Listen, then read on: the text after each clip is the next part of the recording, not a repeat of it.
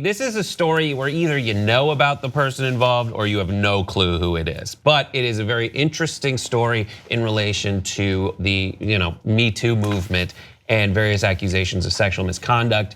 This story involves Melanie Martinez. She was on The Voice, and the accusation of rape against her by her friend Timothy Heller. Now here are the two together. Timothy, the name is a boy name traditionally, but that's Timothy Heller on the right. On the left, it's Melanie Martinez. She's gotten huge after she appeared on The Voice, and Timothy is a friend, a former friend who lived with her, who now says that Melanie raped her when they, I guess, lived together. She posted a very long account of it, like an extremely long, detailed account. I can't tell you all of it because of time, but here is essentially what is said, different excerpts from Timothy. So she took me in. This is what Timothy says of Melanie. She took me in, which I was so grateful for. I felt like I owed her my life, and my life began to revolve around hers. I had my own problems, but if I could focus on her life, I could put off dealing with my own inner turmoil for just a bit longer. It continues. During the most difficult time in my life, my rock bottom, her power and control over me grew and grew.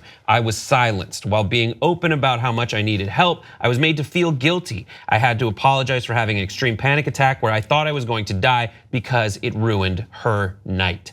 Endless incidents like this. She continues, codependency works in a lot of strange ways. In my relationship with this friend, I was dependent on helping her with her life. That's one aspect that I want to talk about. Also, one night during a sleepover, this is the account of that incident itself. She became increasingly interested in my sexual preferences. She continues, she began asking me if I would have sex with her for 2 consecutive nights, according to Timothy. Timothy said no. For hours and hours, it was just an incessant barrage, according to Timothy's account, of what Melanie was trying to do. Will you have sex with me? I said no repeatedly, but she used her power over me and broke me down. Just so there is no confusion, I was molested by my best friend. She says that there was oral sex performed on her and a sex toy used without her permission.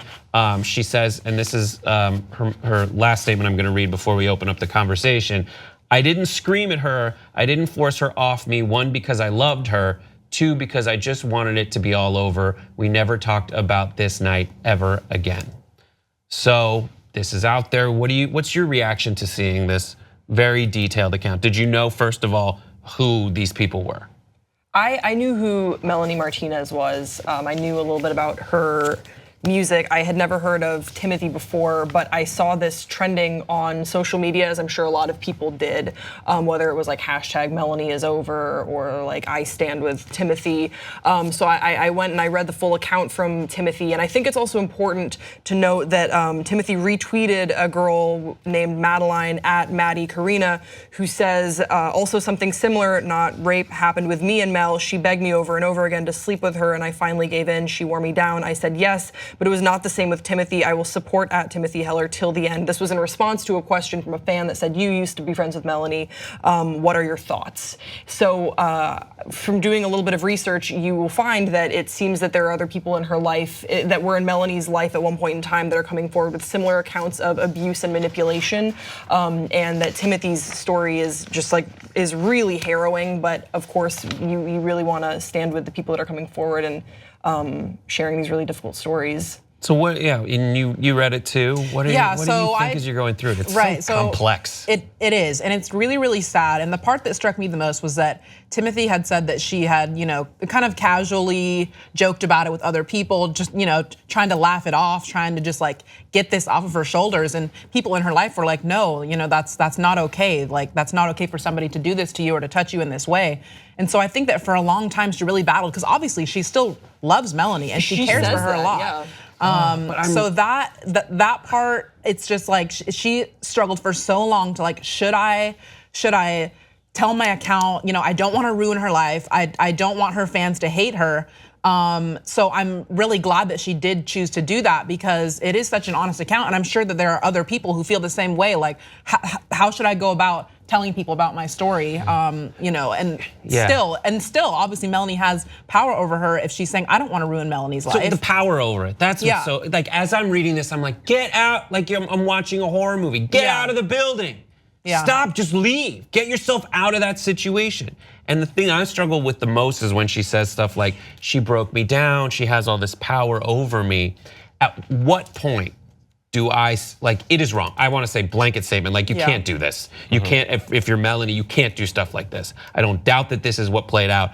I am troubled by the dynamic between those two friends because it seems like the word friend does not apply here. Yeah. It's a toxic relationship. And I just wanna tell Timothy, like, you need to value yourself more. And that's so easy for me to say, but you need to value yourself more and get the hell, this is not a friend. This is not someone who's looking out for your best interest. No. This is someone who loves the attention that you give them, is taking advantage of you, and it's on you at a certain point to just, aside from this rape thing, that's too far. But somewhere along the course of this friendship, before it comes to this, I would hope people in that situation realize they're getting taken advantage of and get themselves out of that situation. She says in her own account that she was at rock bottom. Yeah, I know, it's so difficult, and I'm not laying the blame on her. It's just, I just want her to have had that moment of clarity. And what can you do out of this situation? I can't undo this night,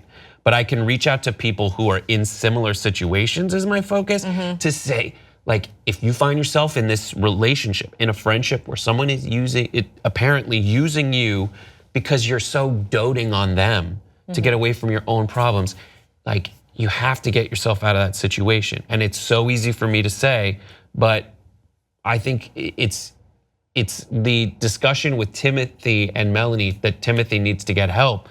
Like, it's sad that this is what happened, for sure, and it shouldn't have happened, and I do not forgive Melanie for this at all. It seems like if anyone is close to this situation before something like this happens to them, you need to get out of that friendship. It's not a friendship. It's not a friend. And then people, you're not blaming Brett. You're not blaming the victim. I'm not interpreting that at all, because when you read the statement, it's clear that Timothy knows that she's having a moment of clarity. She obviously, because she had to come to this fork in the road to tell her story, knowing that it was detrimental. So hopefully the silver lining on all this is that she is able to get whatever help she needs. She also told Newsweek before she decided to go and tweet that she says, what if I have my, she tweeted this before she actually gave the story about her account. What if I have my own story of abuse, but I'm scared to ruin the person's life and I still love them in an effed up way? The public really, really loves them, and should I ask her followers? So it's like she clearly for the longest time has been mulling this over and thinking like, what? And you know what's interesting too is that Melanie called her after she tweeted that out. 20 minutes after. And that was the first time Melanie had contact with her in a year. So Melanie knew that she fucked up. The thing that drives me up the wall about all these people though, guys, is if Melanie, if someone accused me of something as crappy as this, and I know without a shadow of a doubt that I didn't do it, the words that would come out of Jason Jameson Carter's mouth is, I did not do this. I would not have to say things like, well, we consented together. It's like, if I didn't do it, I didn't do it. Right, and Melanie's, we'll have to leave it there. Just to clarify, Melanie's reaction was, I'm horrified and saddened. She never said no to what we chose to do together. And although we parted ways, I'm sending her love and light always.